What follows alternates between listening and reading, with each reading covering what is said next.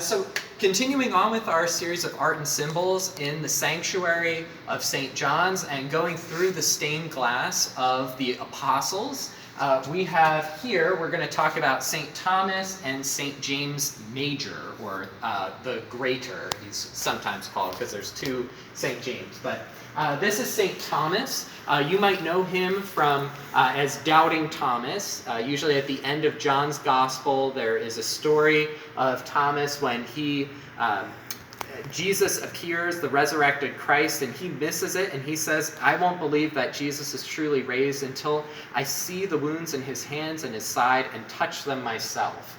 And so he's sometimes called Doubting Thomas, which isn't super fair to him because he did a lot of other things, including a time when the disciples were worried about being persecuted, about being killed for following Jesus and being out in the open.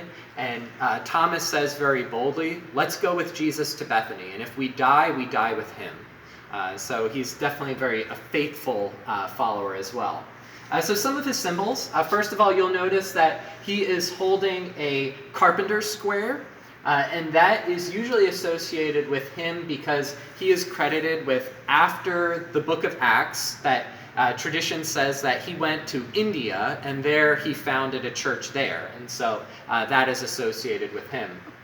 And down below here, and you'll see this as a theme for many of the other apostles, this is a symbol that is associated with his martyrdom. So we have those arrows there. I've also seen with Thomas, ours doesn't have it, but I've seen a spear and rocks as well. And so you can imagine how he died. All of the disciples except for one met a early death, let's say. None of them lived except for one into a natural death. Over here we have St. James Major, and you see underneath of him, his symbol is of a scallop shell. And there's a couple of reasons for that. One is that he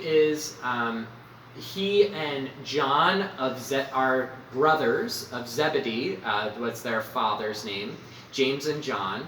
And they follow Jesus. The story goes that Jesus called out to them to leave their fishing nets behind and come and follow him, and that's what they do. So some associate that as sort of a water symbol. The other story that's associated with James Major is when he died, his body was being transported via boat from Jerusalem to Spain.